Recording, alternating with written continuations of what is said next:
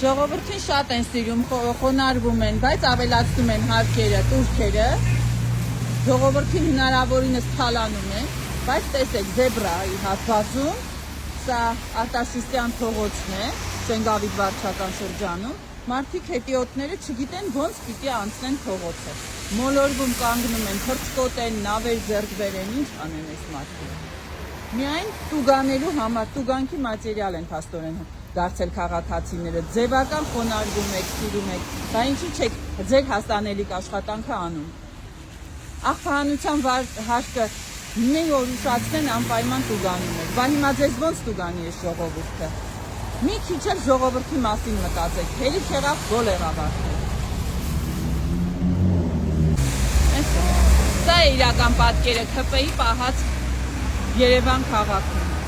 խայտառակություն, հետիոտները պարզապես չգիտեն ոնց անցնեն։